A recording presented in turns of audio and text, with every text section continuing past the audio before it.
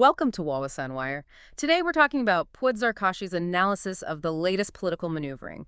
We're seeing something quite intense unfolding, aren't we? The whole question of who might be the next prime minister. It's become less about simple popularity and maybe more about sheer political survival. Oh, absolutely. The speculation is running wild. But what's really striking is how the rhetoric isn't just campaign talk. It feels like it's being used to, well, dismantle rivals, even those supposedly on the same side. Yeah, within the same political orbit, which is fascinating. It really shows the friction, and the spark seems to have been those remarks by Tantri Hadi Awang, the president of Party Islam Malaysia.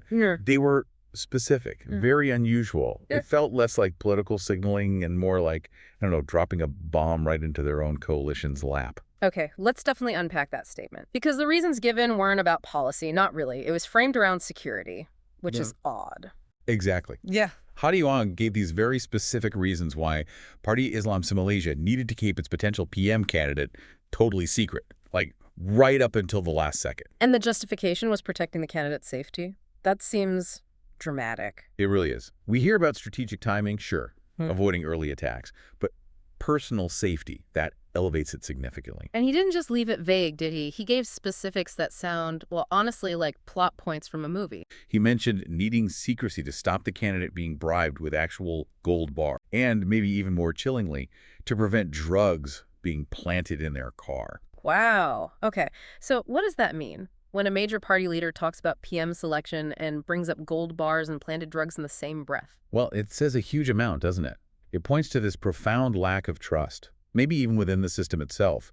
It suggests the political atmosphere is so toxic, so dangerous, that these kinds of high-level crimes, bribery with physical gold, criminal setups, are seen as real possibilities. Like a near certainty, even. Potentially, yes. It makes choosing a candidate sound less like politics and more like a high-risk security operation. You're not just vetting their policies, you're wondering if they can withstand criminal plots.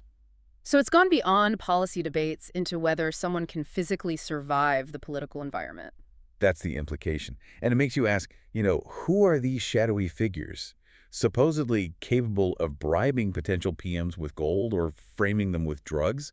It paints a picture of something operating outside the normal rules. Right, a sort of political deep state, maybe? Perhaps. Something leaders themselves seem to fear. And that context is absolutely vital for understanding Dr. Puad Zarkashi's reaction. Okay, so Puad Zarkashi sees the statement with all its dramatic imagery. Yes, the gold bars, the drugs. And he immediately uses it to make a very strong judgment about a rival. Instantly. He went public, very focused. He basically declared that Hadi Awang's comments, however bizarre, had completely shattered Tan Sri Muhyiddin Yassin's dream of returning as prime minister. Muhyiddin Yassin, the chairman of Parti Pribumi Bersatu Malaysia. Okay, but how do you get from Hadi talking about protecting a secret candidate to concluding Muhyiddin is finished? That feels like quite a leap. It does, but it's political deduction, you see. Drawing on that background friction within the coalition, Puad connected two main points. First, the obvious snub. Explain that.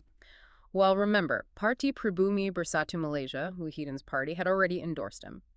At their national congress, no less. Right, lovely. So for their main coalition partner, Parti Islam Malaysia, to then come out and say, we need to hide our candidate because we fear they'll be bribed or framed.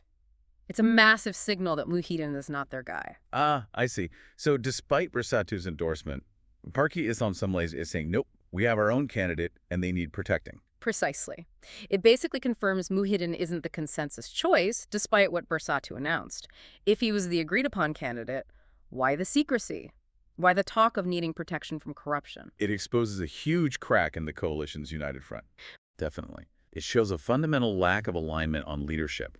Parti Islam Malaysia is effectively saying, we don't trust the choice already put forward. Okay, that makes sense. And that leads to Puad's second point, which sounds even sharper, the integrity question. Yes. This is where Puad really twists the knife, using Hadi's own words about corruption. How so? Puad argued that when Hadi Awang insisted Parti Islam Malaysia would nominate a candidate of integrity, it was a veiled attack on Muhyiddin. Implying Muhyiddin lacks that required integrity. That's exactly the implication Puad drew. Why else would Parti Islam Malaysia feel the need to find their own candidate, someone they specifically label as having integrity and someone needing protection from gold bars and drugs? Wow. That is sharp.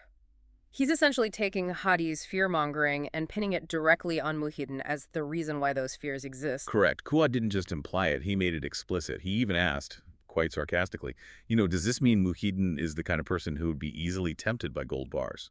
Oof. That's weaponizing the rhetoric perfectly. It is. He forces the listener.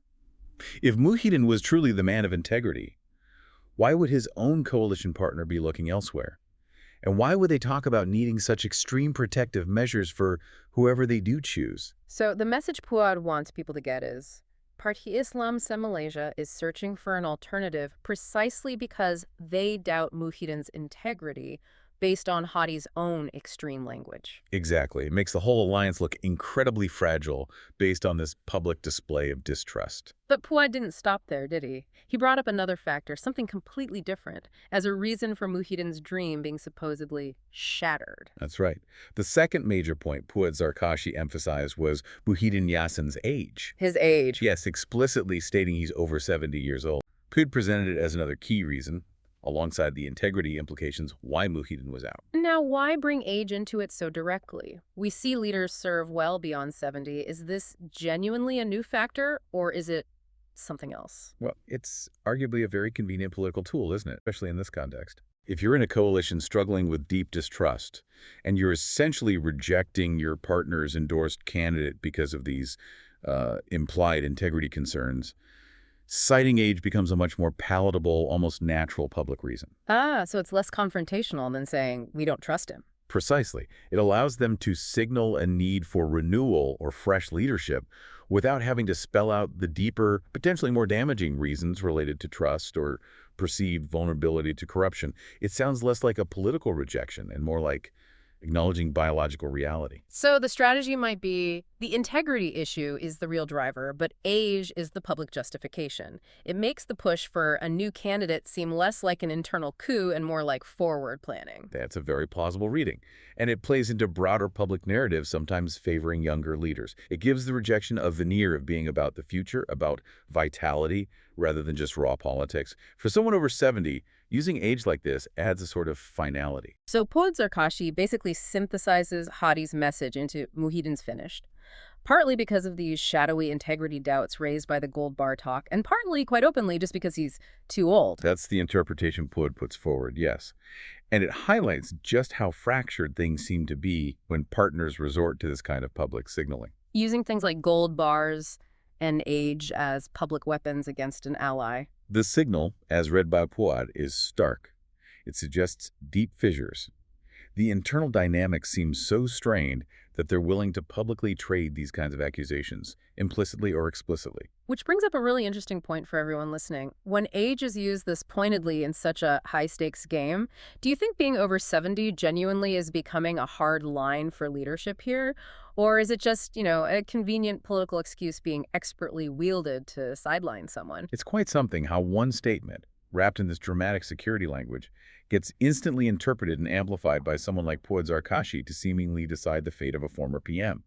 The whole political chessboard seems to shift. It really boils down to that friction, doesn't it?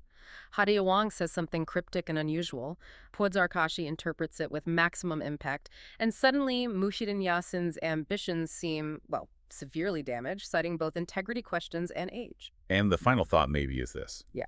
When coalitions operate with this level of public critique using such charged imagery, gold bars, planted drugs, how stable can they really be? Every statement becomes potential ammunition. It really sets a tense stage for whatever comes next. Remember to like and subscribe for more videos like this.